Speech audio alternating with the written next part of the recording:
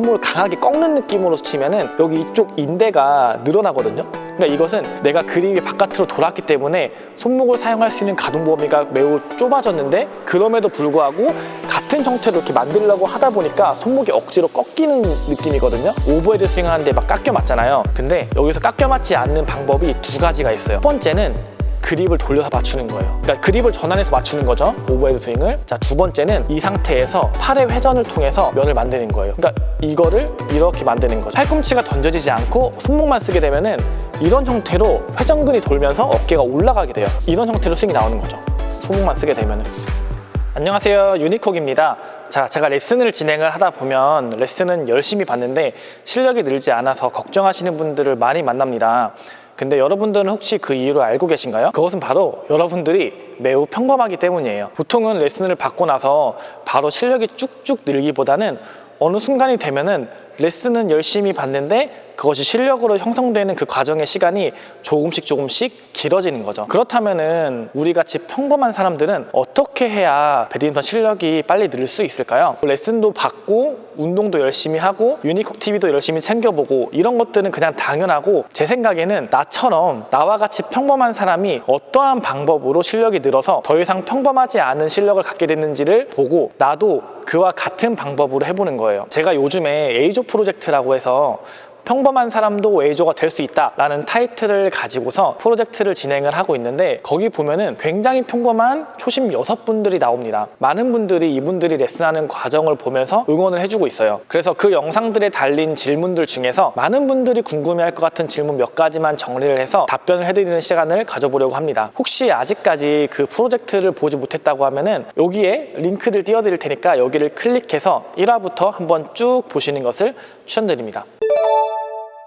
첫 번째 질문입니다. 그립이랑 축을 잡고 손목으로 내려서 치는 동작 연습 몇 번 했는데 손목이 너무 아파요. 원래 그런가요? 젊음이 부럽습니다. 코치님, 근데 손목이 너무 아픈데 이거 잘못하고 있는 거겠죠? 이렇게 손목을 제가 사용하는 법을 제가 지금 A조 프로젝트 멤버들에게 가르쳐드리고 있는데, 손목을 사용하다 보니까 이 손목이 아프다라고 많이 댓글을 달아주시더라고요. 제가 그 댓글을 보자마자 든 생각이 뭐냐면, 첫 번째, 일단 내가 손목을 활성화할 때 강하게 스매싱을 때리는 것처럼 강하게 손목을 사용하면 안 돼요. 왜냐면은 지금 처음에 우리가 이 손목 쓰는 것에 익숙하지 않은 상태에서 손목을 강하게 꺾는 느낌으로 치면은 여기 이쪽 인대가 늘어나거든요. 지금 저도 이렇게 강하게 치면은 여기 손목이 아픈데, 손목을 사용해보지 않은 여러분들이 강하게 이렇게 손목을 꺾으려고 하면은 손목이 당연히 아프죠. 저는 지금 몇 개 했는데도 바로 손목이 아프거든요. 우선 손목을 사용을 하는 데 있어서 힘을 빼고서 이 라켓 헤드의 무게로 가볍게 떨어뜨린다. 그래서 내가 풀스윙 스매싱 하듯이 그런 강도로 손목을 꺾는 것이 아닙니다.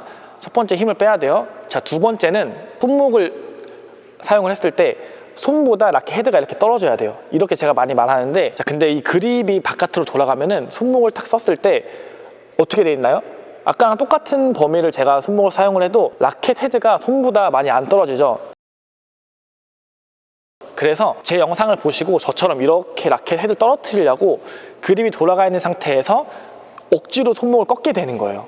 그러니까 이것은 내가 그립이 바깥으로 돌았기 때문에 손목을 사용할 수 있는 가동 범위가 매우 좁아졌는데, 그럼에도 불구하고 같은 형태로 이렇게 만들려고 하다 보니까 손목이 억지로 꺾이는 느낌이거든요.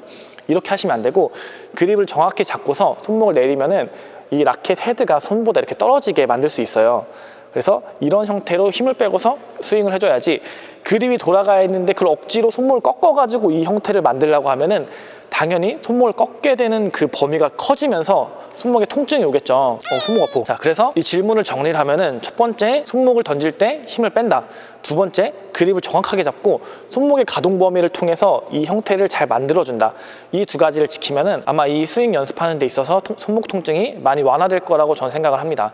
그래서 올바르게 손목을 사용하게 되면은 이 손목이 아플 일이 없어요. 왜냐하면 힘을 빼고 하니까. 힘을 빼고, 그리고 이 가동 범위가 충분히 나올 수 있는 그립을 잡은 상태에서 스윙해주는 거 기억해 주시면 좋을 것 같습니다. 자, 두 번째 질문은, 코치님 실례지만 보통 그립 두께는 어느 정도 해야 할까요? 코치님이 쓰시는 그립 두께 좀 알 수 있을까요? 그립 두께 관련된 질문인데, 저는 뮬러라고 하죠. 스펀지라고 하죠. 스펀지를 밑에서 시작해서 하나, 둘, 왕복 2바퀴를 감고 그립을 감습니다. 인터넷에 배드민턴 뮬러 혹은 배드민턴 스펀지 쳐서 한 3,000원에 살 수 있거든요. 그런 거 사가지고 그립 감기 전에 감아서 이 손에 맞춰서 조절해 주시는 것을 전 추천을 드립니다. 근데 이 그립 같은 경우는 여기서 여기서 실력에 따라서 조절하는 것이 아니라 내 손의 크기에 따라서 맞추는 거예요. 근데 그립이 두껍고 그립이 얇고의 장단점이 있어요. 그립이 얇을수록 이 그립이 많이 돌아요. 그러니까 이 지금 그립 전환하는 데 있어서는 그립이 얇은 게 조금 더 좋겠죠. 다만 그립이 얇으면은 그립이 돌아야 되지 않은 상태, 그러니까 오버헤드 스윙이나 이렇게 그립이 돌아야 되지 않은 상태에서도 그립이 돌 수가 있기 때문에 그런 부분은 내가 잘 조절해야겠죠. 근데 반대로 그립이 두꺼우면은 이 앞에 그립 전환하는 게 상대적으로 늦습니다. 근데 반대로 오버헤드 스윙할 때는 그립 전환이 되지 않기 때문에 조금 더 정확한 타구를 할 수가 있어요. 그래서 여러분들이 그립을 두꺼워서 빡빡하게 잡고 있으면은 오버헤드 스윙이나 스매싱 할 때는 뭔가 잘 맞는 느낌이 나겠지만 그립 전환이 좀 늦는 느낌,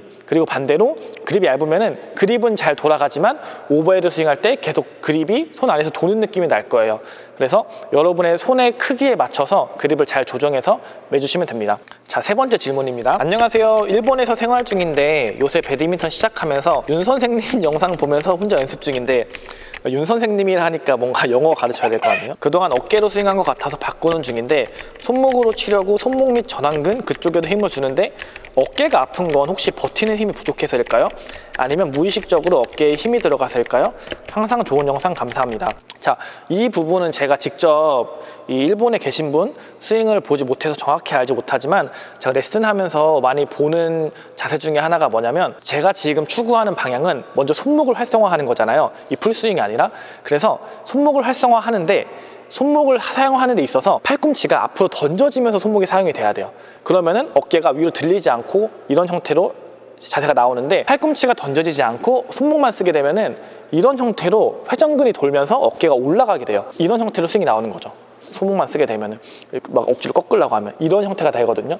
그러면은 회전근이 돌면서 어깨에 통증이 생길 수가 있어요. 그래서 제가 레슨을 하다 보면은 팔을 이렇게 던지지 못하고 팔꿈치가 이렇게 앞으로 나오면서 던져져야 되는데 팔꿈치를 던지지 못하고 손목만 사용한다 하면 이렇게 어깨가 들리면서 어깨에 통증을 가져올 수 있는 자세를 하는 걸 봤는데, 만약에 이런 형태라면은 조금 더 공 던지듯이 팔꿈치 엘보를 던지면서 손목을 사용해 주시는 것을 추천을 드립니다. 만약에 제 영상을 보고서 이 손목을 활용하는 이 스윙을 연습을 하고 있는데 어깨가 이렇게 들린다 라고 하면은 팔꿈치가 앞으로 나가는 것이 아니라 제자리에서 이렇게 도는 거거든요. 그러니까 이것은 손목이 아니라 회전근을 통해서 어깨가 도는 거잖아요. 이런 자세가 나오지 않도록 주의해 주시면 좋을 것 같습니다. 자, 다음 질문입니다. 저도 그립 돌아간다는 소리 많이 듣고 고치려고 해도 잘 안 되는데 백그립 잡고 포핸드 연습하는 강의 조금 자세하게 설명 영상 올려주실 수는 없나요? 포핸드 돌려잡는 그립 혼자 하지 말고 아직 게임 때는 그대로 하라는 이유는 부상을 방지하기 위함인가요? 자, 이게 뭐냐면 에이즈 오브 프로젝트 영상을 보면은 그 중에 한 분이 그립이 계속 포핸드로 많이 돌아가니까 제가 그 조치로서 이거 그립을 백핸드 그립을 잡고 그 다음에 손목을 사용해서 그립이 도는 걸 방지하게 하는 그런 영상이 있어요. 아마 그 영상을 보고서 댓글을 다신 것 같은데, 왜 그것을 저 없이 혼자 하지 말라고 했냐면, 이 백핸드 그립으로 포핸드를 치는 것은 교정을 위한 임시 방편일 뿐이지 이렇게 하면 틀린 그립이에요. 틀린 그립. 근데 틀린 그립이지만 제가 이 교정을 직접 하기 위해서 백핸드를 잡고서 포핸드를 돌지 않게 만들기 위한 임시 방편이기 때문에 혼자서 연습을 하면은 뭐라고 해야 되지? 제가 좀 불안해요. 또 잘못된 자세가 들어올까봐. 그래서 제가 혼자 하지 말라고 한 거지 부상 때문에 그런 것은 아닙니다. 그리고 이거 관련해서 강의를 찍어달라고 했는데, 이거 관련해서 제가 레슨 영상을 만들지 못하는 이유는 뭐냐면, 말씀드린 것처럼 정석이 아니라 조금 포핸드인데 백핸드 그립을 잡고 치는 것 자체가 일단 틀린 개념이잖아요. 물론 교정할 때는 많이 사용을 합니다. 그래서 제가 굳이 이 틀린 개념을 가지고서 유튜브에서 강의를 하진 않아요. 왜냐면은 또 여러 말이 나올 수가 있고 그렇기 때문에 강의는 하지 않지만, 이것은 그립이 바깥으로 많이 돌아가시는 분들을 위해서 제가 사용하는 방법 중에 하나라고 생각을 하면 됩니다. 그러니까 이것을 어떻게 알게 됐냐면, 제가 왼손으로 한번 레슨을 받아본 적이 있어요. 이동성 코치님한테. 근데 그때 제가 그립이 너무 돌아가는 거예요. 근데 이동성 코치님이 이 방법을 알려주셨어요. 이 백핸드를 잡고서 포핸드 스윙을 하라고 해서 정말 어색한데 교정이 되는 느낌을 받아서 저도 레슨할 때 똑같이 백핸드를 잡고서 포핸드 교정을 가끔 하고 있습니다. 정말 가끔 포핸드를 너무 많이 돌아가가지고 이 안쪽으로 잡는 것, 준비 그립에서 안쪽으로 잡는 걸 못 하시는 분들이 있는데, 그분들을 위해서 하는 저 임시 방편이니까 만약에 영상을 보시고 혼자 따라하면은 잘못된 스윙이 나올 수 있어요. 그래서 좀 주의하시는 것을 전 추천을 드립니다. 자, 다음 질문입니다. 안녕하세요. 배드민턴 처음 접하면서 정말 많은 도움을 받고 있습니다. 개인적으로 계속 헷갈리는 게 있는데, 스매시 할 때 준비 그립에서 스윙하는 게 맞나요? 아니면 그립 전환 후 스윙이 맞을까요? 혹시 그럼 오버헤드 스윙할 때는 준비 그립으로 하는 걸까요? 항상 준비 그립으로 오버헤드 스윙을 하니 빗 맞고 깎여 맞는 상황이 자주 나오더라고요. 궁금합니다. 자, 정말 좋고 정말 중요한 질문이 나왔어요. 이제 여러분들이 이 영상을 보고 나서 다른 준자강 경기나 국가대표 경기나 아니면 코치님들 난타 칠 때, 특히 드라이브 칠 때 포핸드에 가까운 그립을 하고 있는지 백핸드에 가까운 그립을 하고 있는지 한번 유심히 보세요. 서비스를 받을 때, 내 파트너가 서비스를 넣을 때 다 백핸드에 가까운 그립을 하고 있는 것을 볼 수 있을 거예요. 그래서 지금 제 에이조 프로젝트 멤버분들도 이제 시합장만 가면은 잘하는 사람은 백핸드에 가까운 그립을 하고 있고, 초신분들이나 그립을 이해하지 못하신 분들은 이렇게 포핸드로 많이 돌아가 있는 것을 우리 에이조 프로젝트 멤버분들도 보고 있거든요. 자, 이 말을 제가 왜 하냐면, 준비 그립을 하고 나서 오버헤드 스윙 하는데 막 깎여 맞잖아요. 근데 여기서 깎여 맞지 않는 방법이 두 가지가 있어요. 우리가 깎여 맞지 않으려면 이 면을 만들어야 되는데, 첫 번째는 그립을 돌려서 맞추는 거예요. 그러니까 그립을 전환해서 맞추는 거죠, 오버헤드 스윙을. 자, 두 번째는 이 상태에서 팔의 회전을 통해서 면을 만드는 거예요. 그러니까 이거를 이렇게 만드는 거죠. 내회전 회내 스윙이라고 하는데, 회내 스윙으로 면을 만들어서 공을 타구 하거나 아니면은 그립을 돌려서 면을 만들거나, 이 둘 중에 하나인데 뭐가 맞는지는 다들 아시겠죠. 절대로 준비 그립에서 공을 맞추기 위해서 그립 전환을 해서 면을 만들어서 공을 치면은 안 되는 거예요. 특히 오버헤드 스윙에서는. 왜냐면은 아까 맨 처음 질문과 이어지는데, 그립을 전환하는 순간 손목의 가동 범위가 굉장히 좁아져요. 그리고 회전을 통한 스윙을 할 수가 없기 때문에 회내 스윙을 할 수가 없게 되죠. 그래서 준비 그립 상태에서 엄지를 중지에 붙여주고 그 다음 오버헤드 스윙을 하면 됩니다. 그래서 만약에 비껴 맞아요, 잘 안 맞아요 라고 하시는 분들은 팔의 회전이 부족해서 잘 안 맞는 거거든요. 그래서 그립의 관점으로만 보면은 비껴 맞거나 잘 안 맞는 것은 잘하고 있는 거예요. 저도 레슨을 하다 보면은 처음에는 웬만하면 비껴 맞아요. 근데 이제 거기서 그립이 만들어지면은 회전을 넣습니다. 이 팔꿈치 회전. 그러면은 정확하게 정타를 맞춰서 손목을 사용하면서 팔의 회내 스윙을 사용해서 스윙을 할 수 있게 되는 거죠. 다시 한번 말씀드리지만, 공을 맞추기 위해서 면을 그립으로 만들면은 절대 안 된다는 거, 이것을 꼭 기억하셔야 돼요.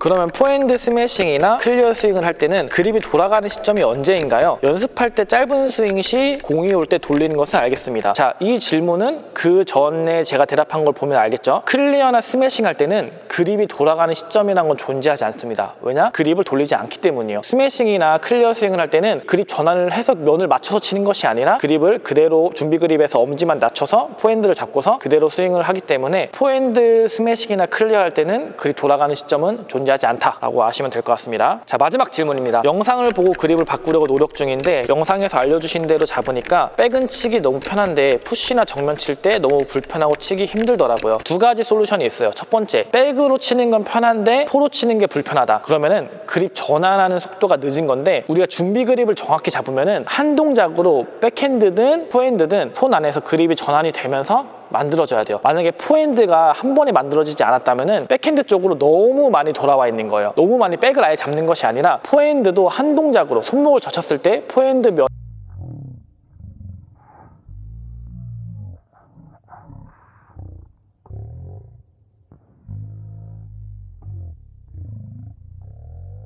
한 번에 열릴 수 있을 정도로 그립을 잡아주셔야 돼요. 만약에 백은 편한데 포가 안 잡힌다 그러면은 백으로 너무 많이 돌아가 있을 확률이 크니까 조금 포핸드 쪽으로 가지고 오는 것을 추천을 드립니다. 만약에 그립을 잘 잡았는데 포가 늦는다 라고 하면은 그립 전환 속도가 늦는 거기 때문에 혼자서 포핸드와 백핸드 시간 날 때마다 이렇게 그립 전환하는 연습을 해주는 것을 추천을 드립니다. 자, 오늘 이렇게 제 에이조 프로젝트 영상에 달린 댓글에 대한 답변을 드려봤습니다. 그래서 지금 여러분들이 영상에서 보는 레슨하는 방식이 조금 생소할 수 있기 때문에 여러 질문이 있을 거예요. 뭐 따라하다가 잘 안 되는 부분이 있을 수도 있고, 그런 부분을 댓글로 남겨주시면은 제가 이렇게 쭉 보다가 영상으로 답변 드리도록 하겠습니다. 글로 답변을 남기기에는 조금 오해가 생기거나 좀 글로 답변 남기기 어려운 것들이 있을 수 있으니까 그런 건 제가 그대로 패스를 하고 이렇게 영상을 통해서 말씀드리도록 하겠습니다. 그럼 다음 에이조 프로젝트 영상도 즐겁게 시청을 해주시고, 그리고 궁금한 거 있으면은 댓글로 남겨주세요. 그럼 지금까지 유니콕이었습니다. 감사합니다.